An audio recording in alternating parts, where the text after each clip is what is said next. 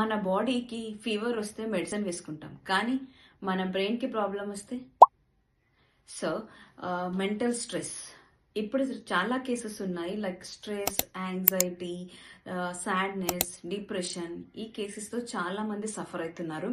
So బేసిక్గా ఎట్లాంటి food తీసుకుంటే మనం స్ట్రెస్ లేకుండా ఉంటాము అంటే protein rich food and fibre and magnesium rich food and zinc, serotonin, dopamine and gamma, ఇవి హ్యాపీ హార్మోన్స్. ఇవి మనం ఇంక్రీజ్ చేసుకున్నట్లయితే మన లైఫ్లో మనం స్ట్రెస్ నుంచి కంట్రోల్ చేసుకోవచ్చు. సో బేసిక్గా మనం తీసుకునే ఫుడ్ ప్రాపర్గా ఉండాలి, స్లీప్ ప్రాపర్గా ఉండాలి. వీటి వల్ల మనం మెంటల్ హెల్త్ని మనం ఇంప్రూవ్ చేసుకోవచ్చు. సో ఫుడ్ ద్వారా ఏంటి అంటే నేను ఒక సూపర్ ఫుడ్ తీసుకొచ్చాను. అదేంటో కాదు, పంప్కిన్ సీడ్స్. ఈ పంప్కిన్ సీడ్స్ మనం తీసుకోవడం వల్ల దీనిలో మెగ్నీషియం, ట్రిప్టోఫాన్ అండ్ జింక్ ఇవి ఎక్కువ ఉంటాయి. దీంతో పాటు ఫైబర్ కూడా రిచ్ ఫుడ్. సో దీనివల్ల సెరటోనిన్ అనే హ్యాపీ హార్మోన్ రిలీజ్ అవుతుంది. సో ఆటోమేటిక్గా మన బ్రెయిన్కి సిగ్నల్ వస్తుంది.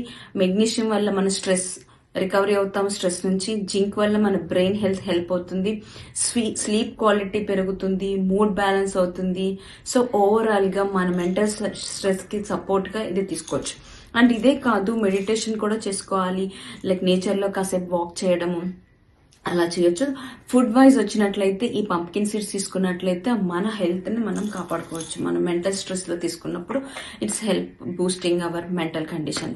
ఇది ఎలా తీసుకోవాలంటే 1 teaspoon తీసుకోవచ్చు.